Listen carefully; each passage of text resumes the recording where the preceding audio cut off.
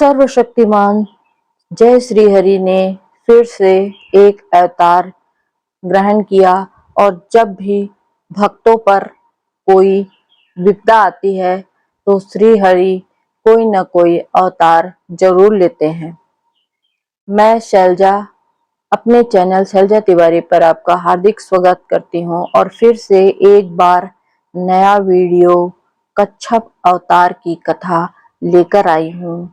आपको ये कैसा लगेगा मुझे कमेंट करके जरूर बताइएगा। तो श्री हरि के बहुत सारे अवतार हैं, उन अवतारों में कच्छप अवतार भी एक है और कच्छप अवतार की कथा इस प्रकार से है। जब दुर्वासा जी के शाप से इंद्र सहित तीनों लोग श्री रहित हो गए, तब इंद्र आदि ब्रह्मा जी की शरण में गए। ब्रह्मा जी सबको लेकर अजीब भगवान के धाम को गए और उनकी स्तुति की। भगवान ने उनको एक युक्ति बताई कि दैत्य और दानवों के साथ संधि करके या समझौता करके मिलजुल कर क्षीर सिंधु को मथने का उपाय करो। मंदराचल को मथानी और वासुकी को नाग को नेति बनाओ। नेति मतलब रस्सी के रूप में। मंथन करने पर सबसे पहले कालकूट निकलेगा, पर बिल्कुल भी भय करने की जरूरत नहीं है। और फिर अनेक रत्न निकलेंगे, उनका लोभ या लालच ना करना। और अंत में अमृत निकलेगा। भगवान ने कहा, उसे मैं युक्ति से तुम सब लोगों को पिला दूंगा। अब देवताओं ने जाकर दैत्यराज, दैत्यों के जो राजा थे बलि महाराज, उनसे संधि कर ली। कि भगवान ने बताया था कि मंदराचल को मथानी के रूप में इस्तेमाल करना है। अब देवता और दैत्य मंदराचल को उखाड़कर ले चले, परंतु बहुत विशाल और भारी होने के कारण वे थक गए। भगवान श्री हरि स्वयं उसे उठाकर गरुड़ रथ पर रखकर सिंधु तट पर पहुंचे, जहां पर समुद्र मंथन होना था। वासुकी जिन्हें अमृत का लोभ था, वे नेति बन गए, अर्थात रस्सी बन गए जिससे समुद्र मंथन होना था। अब जब समुद्र मंथन होने लगा तो बड़े बड़े देवता और असुरों के पकड़े रहने पर भी भार की अधिकता और नीचे कोई आधार न होने से मंदराचल समुद्र में डूबने लग गया। कि एक तरफ से मंदराचल में नेति को दैत्यों ने पकड़ा था और दूसरी तरफ से देवताओं ने पकड़ा था और उन्होंने समुद्र मंथन शुरू कर दिया, परंतु नीचे कोई आधार नहीं था, जिसके कारण मंदराचल बार बार समुद्र में डूबने लग गया। अब इस प्रकार अपना सब करा कराया मिट्टी में मिलता देखकर सबका मन दुखी हो गया, सबका मन टूट गया। सब देखकर भगवान हंसने लगे और कहे, ये सब काम गणेश जी का है और जिसके कारण आपका काम सफल नहीं हो रहा है। उन्होंने हंसकर कहा कि सब कार्यों के प्रारंभ में सबसे पहले गणेश जी की पूजा करना चाहिए। सो आप लोगों ने तो गणेश जी को बिल्कुल भी भुला दिया। बिना उनकी पूजा के कार्य सिद्ध होता नहीं दिखता है। वे जो विघ्नहरण जो हैं, पहले उन्हीं की पूजा करना चाहिए। ये सब भगवान की लीला है, लीला में भगवान वे स्वयं सर्व समर्थ हैं। फिर भी कार्य के आरंभ में गणेश जी की अग्र पूजा की मर्यादा जो बांध रखी है, उसका पालन करने के लिए उन्होंने सभी देवताओं और दैत्यों को यह परामर्श दिया कि आप सब लोग सबसे पहले गणेश भगवान की पूजा करिए, तभी आपका कार्य सिद्ध होगा। देवता और दानव जो है सभी गणेश जी की पूजा में लग गए। इधर भगवान ने तुरंत अत्यंत विशाल, बहुत ही बड़ा विचित्र कच्छप, जिसको हम कछुआ भी कहते हैं, उसका रूप धारण करके वो समुद्र में प्रवेश करके कर गए। और अपनी 1,00,000 योजन वाली पीठ पर मंदराचल पर्वत को उठा लिया। इसके कारण मंदराचल पर्वत के नीचे एक आधार हो गया और तब देवता और दैत्य बड़े वेग से समुद्र को मथने लगे। भगवान जो है वो कच्छप रूप में मंदराचल को अपने ऊपर धारण किए हुए थे।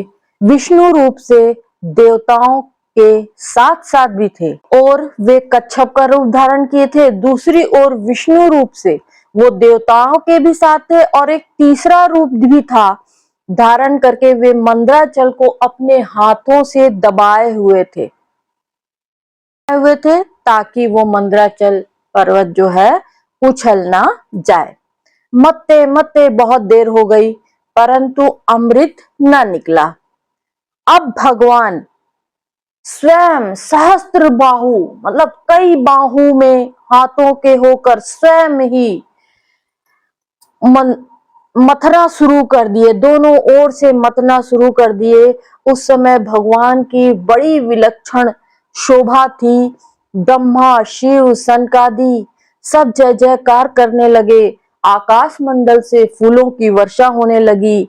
उन लोगों की ध्वनि में ध्वनि मिलाकर समुद्र भी भगवान की जय जयकार कर रहा था और समुद्र से स्वयं हलाहल कालकूट विष प्रकट हुआ। प्रथम कालकूट विष के प्रकट होने से सारा त्रैलोक जलने लगा और फिर हाहाकार मचने लगा। फिर देवाधिदेव महादेव ने उस हलाहल को अपने कंठ में ग्रहण किया। उसके बाद मथने के बाद फिर उसमें से रत्न निकले और उनमें से कामधेनु जिसे ऋषियों ने स्वीकार किया और उसके बाद उच्चैः स्रवा नामक एक बहुत ही सुंदर बहुत ही बलिष्ठ अश्व घोड़ा जिसे दैत्यों ने लिया और बाद में ऐरावत नामक एक महान हाथी निकला। यह देवताओं के राजा इंद्र को मिला। वास्तु भमनी के प्रति सभी लालायत थे। उसे भगवान ने अपने कंठ में धारण कर लिया। अब उसके बाद कल्प वृक्ष निकला। कल्प वृक्ष बिना किसी की अपेक्षा किए स्वर्ग में चला गया। अप्सराएं निकली। अप्सराएं भी स्वेच्छा से स्वर्ग की ओर प्रस्थान कर गई। अब भगवती लक्ष्मी माता लक्ष्मी निकली और उन्होंने देखा कि उनकी ओर से सब उदासीन है। फिर वे सर्वगुण संपन्न भगवान विष्णु को उन्होंने वरण किया। वारुणी देवी को दैत्यों ने बड़े चाव से लिया। धनुष समुद्र मंथन से निकला तो किसी से उठा ही नहीं। तब भगवान विष्णु ने उसे धारण कर लिया। चंद्रमा निकला। चंद्रमा को अनंत आकाश में विचरने के लिए दिया गया और दिव्य शंख निकला जिसे भगवान ने स्वयं स्वीकार किया। अंत में जिसका इंतजार था अमृत कलश जिसका सब लोग दानव दैत्य इंतजार कर रहे थे। अमृत कलश हाथ में लिए हुए धन्वंतरी जी महाराज प्रकट हुए। उन्होंने उनसे अमृत कलश छीन लिया। देवता दुखी हो गए, उदास हो गए। तब भगवान ने मोहिनी का रूप अति सुंदर युवती का रूप धारण किया और दैत्यों को मोहित कर लिया और अमृत कलश को उनसे लेकर देवताओं को पिला दिया। सारे देवताओं को पिला दिया। अब ये हुआ कि देवताओं की ही पंक्ति में सूर्य और चंद्रमा के बीच में एक राहु नामक दानव भेष बदलकर बैठा हुआ था और उसे भी अमृत पिलाया जा रहा था कि चंद्रमा और सूर्य ने तुरंत बता दिया और तुरंत ही भगवान ने चक्र से उसका सिर धड़ से अलग कर दिया।